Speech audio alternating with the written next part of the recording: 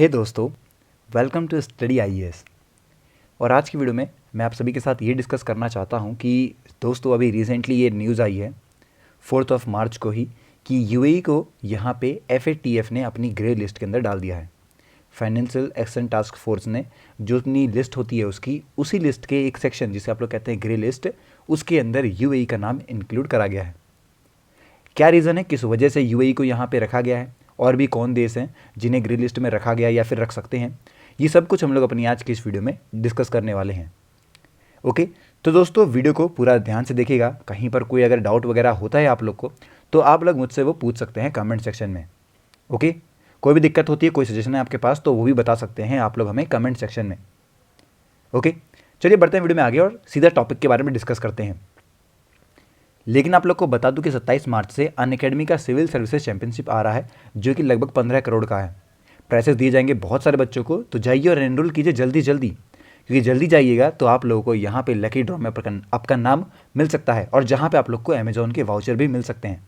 जल्दी जाइए और एनरोल कीजिए खुद को। ऐसे ही दोस्तों आप लोग के लिए कॉम्बो पर भी डिस्काउंट है, जहाँ पे आप लोग को 22% मिलेगा प्लस कॉम्बो के साथ और 10% का एडिशनल मिलेगा एजुकेटर कोड के साथ। एजुकेटर कोड दोस्तों आप लोगों का है स्टडी आईएएस। नए बैचेज स्टार्ट हो रहे हैं सभी अपकमिंग ईयर्स के लिए, तो जो बच्चे चाहते हैं कि वो अपनी प्रिपरेशन बेसिक से स्टार्ट करें वो जाके यहाँ पे एनरोल कर सकते हैं। और अगर कोई भी आप लोग को दिक्कत है तो आप लोग जो नंबर दिया हुआ है इस पर कॉल भी कर सकते हैं और आपकी जो भी दिक्कत होगी उसे दूर कर दिया जाएगा। अब दोस्तों आप लोग को बता दूं कि अभी 4 मार्च को ही फाइनेंशियल एक्शन टास्क फोर्स ने अपनी जो लिस्ट थी उसके अंदर यूएई यूनाइटेड अरब एमिरेट्स को इंक्लूड कर लिया है अपनी ग्रे लिस्ट के अंदर। क्या रीज़न थे इसके बारे में डिस्कस करते हैं, लेकिन उससे पहले बता दूं कि एफएटीएफ क्या है। देखिए दोस्तों, ये एक इंटर गवर्नमेंटल बॉडी है जिसे इस्टेब्लिश करा था G7 कंट्रीज़ ने 1989 के अंदर। बेसिकली दोस्तों ये एक पॉलिसी मेकिंग बॉडी है जो कि यहाँ पे प्रमोट करती है कुछ रिफॉर्म्स को कंट्री के फाइनेंशियल सिस्टम के अंदर, जिसकी वजह से आप कह सकते हैं दुनिया भर में जो मनी लॉन्ड्रिंग वगैरह होती है, टेरर फाइनेंसिंग होगी, कहीं पे हमला होता है तो दूसरी कंट्री से पैसा देती है हमला करने के लिए, इन सभी को थोड़ा रोकने के लिए कि ये चीज़ें ना हो, क्योंकि ये तो बहुत गलत चीज़ है। किसी को भी कोई पैसा दे देगा उसके लिए वो काम करने लगेगा और नुकसान होगा दुनिया भर में। तो इन चीज़ों को रोकने के लिए एक ऐसी बॉडी बनाई गई जो कि इन चीज़ों पर ध्यान दी जाएगी।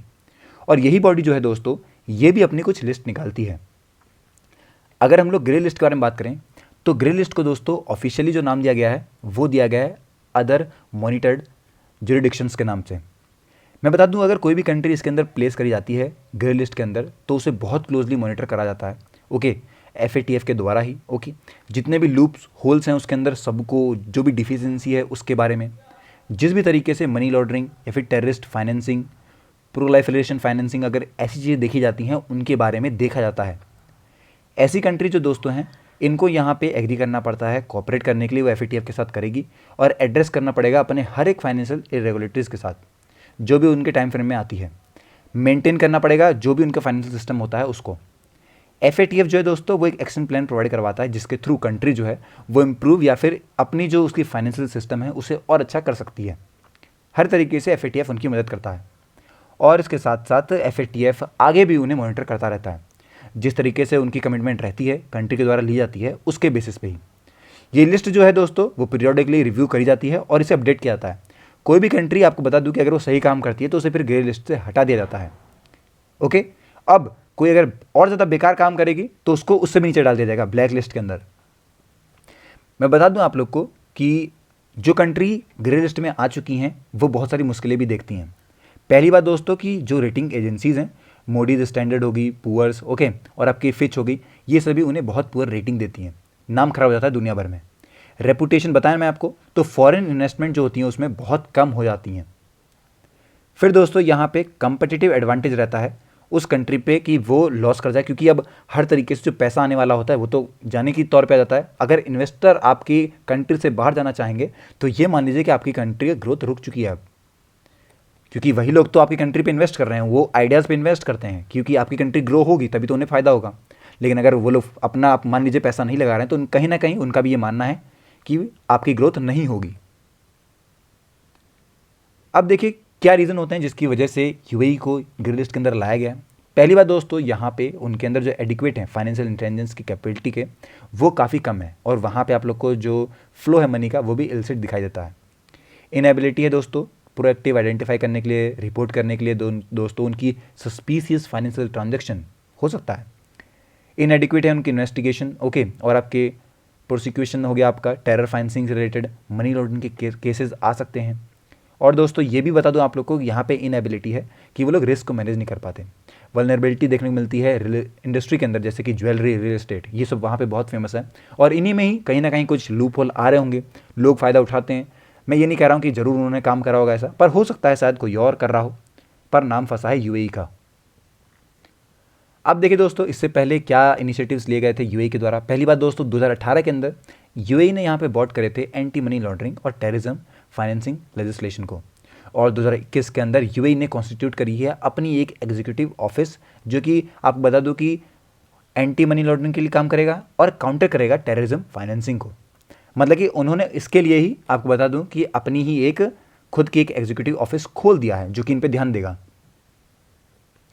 पाकिस्तान के बारे में बताऊं दोस्तों, पाकिस्तान जो है वो भी आपको बताऊं कि एफएटीएफ ग्रे लिस्ट में, ओके, इसे 2018 में डाला गया था, क्योंकि उनके पास इन चीज़ों का था ही नहीं कि उनके पैसे कहाँ जा रहे हैं। जैसे मोहम्मद, आप लोगों ने सुना होगा, ओके, उसकी तरफ से भी यहाँ देखने को मिल रहे थे कि उन्हें कहीं ना कहीं टेरर ग्रुप के कमांडर्स को ये लोग पैसा दे रहे हैं, या फिर उनके भी आपको बता रहा हूँ कि दिक्कतें डाल रहे हैं। एफएटीएफ ने यहाँ पे पाकिस्तान को, आपको बता दूँ कि कई सारे, आपको बता दूँ कि क्रिमिनल प्रोसीडिंग्स में पाया गया, टेरर ग्रुप के लीडर के साथ काम करना, नेशन के साथ, उनके साथ, ओके, ट्रेस करना, फ्रीज करना उनके एसेट को, इन सभी दिक्कतों में पाकिस्तान आता रहता है, करता रहता है, वो उसकी यही हरकतें ही ऐसी हैं पाकिस्तान की। एफएटीएफ की एक ब्लैक लिस्ट भी होती है, जिसके बारे में मैंने बताया आपको। इसके अंदर ऐसी कंट्रीज होती हैं जो दोस्तों कोई भी कॉपरेट नहीं करती एफएटीएफ के साथ, कि वो लोग अपना जो इशू आ रहा है मनी लॉन्ड्रिंग का या फिर टेरर फाइनेंस का, इससे लड़ें। तो अगर कोई दोस्तों कंपनी चाहती नहीं है सुधरना, तो उसे ब्लैक लिस्ट में डाल दिया जाता है कि तुम जाओ। अब वहाँ पे बहुत दिक्कत आती है, ब्लैक लिस्ट में आती है, कंपनी की इमेज बिल्कुल ख़राब हो गई है, मार्केट के अंदर इंटरनेशनली सब खराब, क्योंकि अगर कोई कंपनी पैसे का कोई लेन देन पता ही नहीं है तो कोई कैसे विश्वास करेगा, ओके। तो ब्लैक लिस्ट में भी दिक्कत आती है। आई होप कि आपको अब सारी चीज़ समझ में आ गई होंगी। अगर कोई डाउट है तब भी आप पूछ सकते हैं कमेंट सेक्शन में, ओके। मिलते हैं तब तक नेक्स्ट वीडियो में, तब तक के लिए have a nice day and take care.